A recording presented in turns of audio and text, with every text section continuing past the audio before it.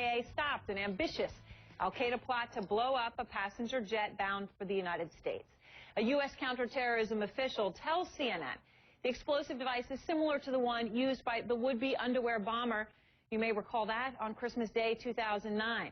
Just like that bomb, this one did not contain metal, which raises real questions about whether it could have gotten past airport security. As of yet, the person who had developed that bomb had not yet bought a ticket. Here's Defense Secretary Leon Panetta.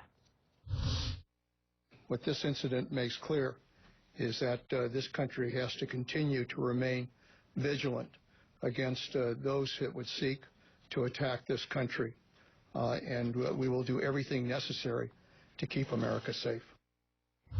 Fran Townsend is CNN's national security contributor, a member of both the DHS and CIA external advisory boards. Chad Sweet is a former DHS and CIA official, also the co-founder of the Chertoff Group, a global security firm. All right, good to see both of you. Fran, I know you've been reporting on this through the day, and we're hearing now that there could have been this bomb and other bombs perhaps. How close of a call was this?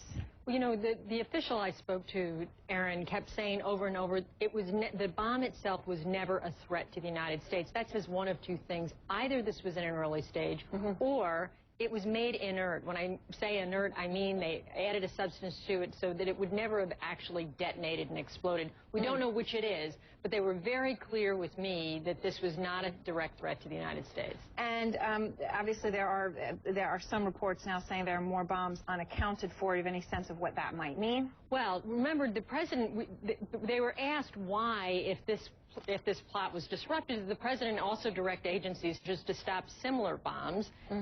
We didn't understand it. Well, it turns out, as the official made clear to me, look, we know that al-Qaeda typically launches multiple simultaneous attacks. We had identified the one we believed was targeted to the United States, but you don't know what you don't know. There could have been others. And Chad, what is your take on whether this would have evaded airport security? Obviously, it was at some point of development, as Fran said, either all the way there and made inert or not all the way there.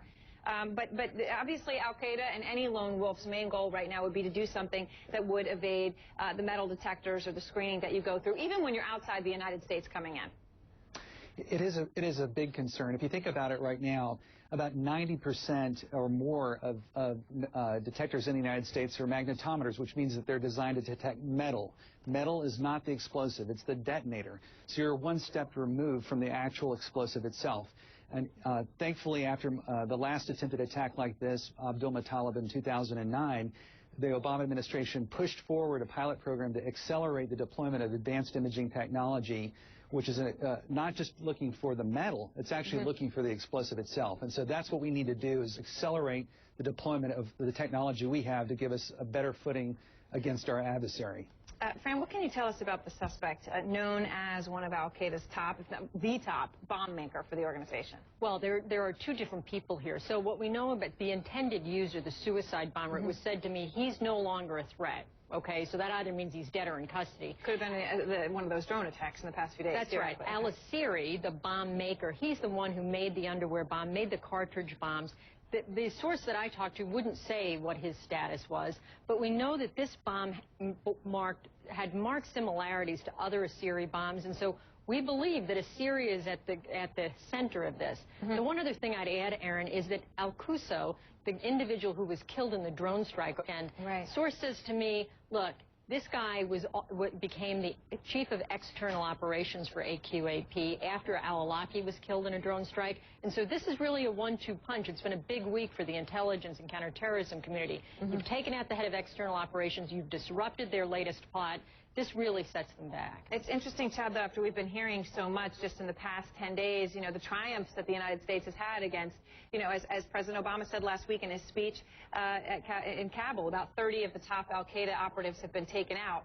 At that time, it appears he knew about this plot. They didn't tell us, the American people, but does this show that there are still more risks than they would like to acknowledge, especially in an election season? Well, I think this is a challenge that Fran had to deal with, and so did myself and my other colleagues in Homeland Security and our friends in the intelligence community. You know, when you have the responsibility to protect the American public, you're balancing constantly how do you keep on the offense and defend your information, your sources, your methods, at the same time keep the public informed. And so if you look at this plot, what the administration said was technically accurate, that they did not have specific information on the target, and that the threat, as Fran said, wasn't against the homeland. So technically they were correct. However, the alert levels will be something that I imagine Congress and our intelligence communities will be briefed on and how that operated in this process. Right, Fran. I mean, when do you tell the American public? Well, that's right, Aaron.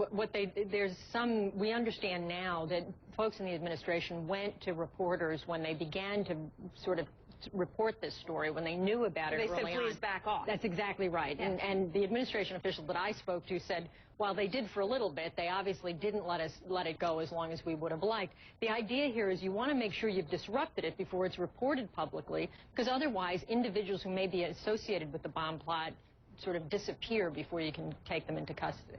Chad, do you think this is the biggest threat still attack? I mean, we always hear that once they try one way, they're going to try a different way. This appeared to be the same sort of strategy as 2 years ago, an underwear bomb. So are we looking in the right places, I guess, is the key question. Well, on the one hand, I used to play football, and sometimes if you have an opponent that keeps running the same play over and over, that's a gift because you can continue to oppose it. On the other hand, like Fran said, if you look at the device, this has gotten much more sophisticated. They are advancing and doing different techniques. So when you think about the making of a bomb, there's a supply chain to do it. What we want to do is continue to move to the left of boom, meaning we don't want to have the bomb go off and do the forensics afterwards. We want to do exactly what was done here, which is just track it, disrupt the supply chain, or intercept it before detonation. And what's going on right now is like CSI on steroids.